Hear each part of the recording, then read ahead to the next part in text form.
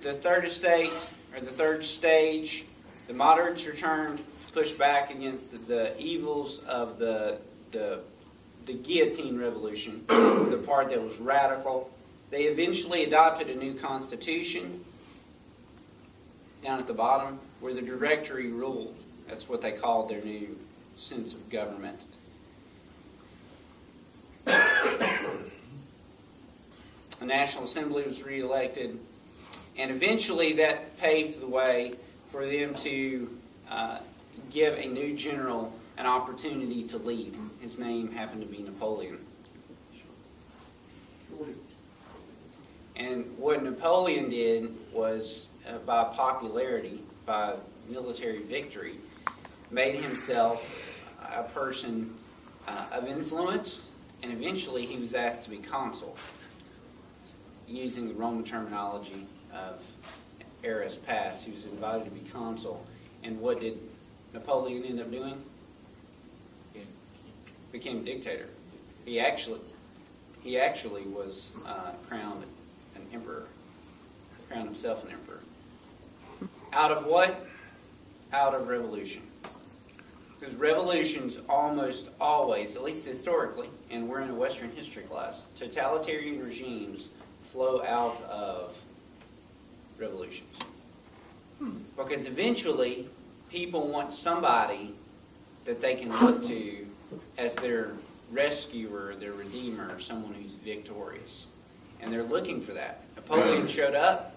He was a bigger-than-life figure, even though he was a small guy, Napoleon syndrome. But he had a sense of charisma, military victory, and people gave him the store, really, gave him all of France. How tall was he?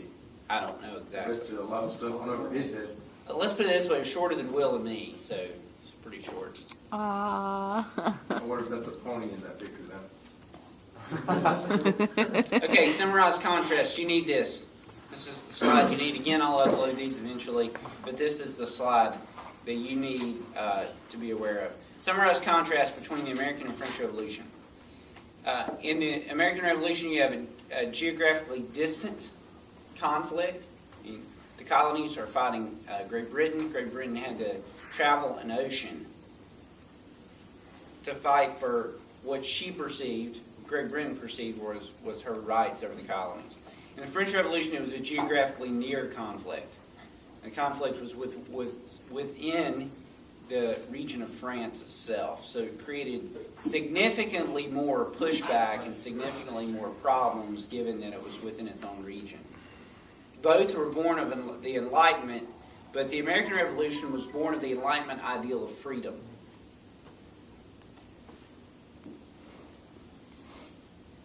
The sense that people should be free, people should not be governed and controlled. The French Revolution was born of Enlightenment frustration, and that frustration, although they wanted a sense of freedom, it was frustration with the establishment. I mean, the Enlightenment philosophy pushed back against religious themes or religious control, religious domination, and France kind of took a hit there because the Enlightenment was frustrated with the way things had been. See, in America, we had a king, but he was a king sitting on an island hundreds of thousands or thousands of miles away.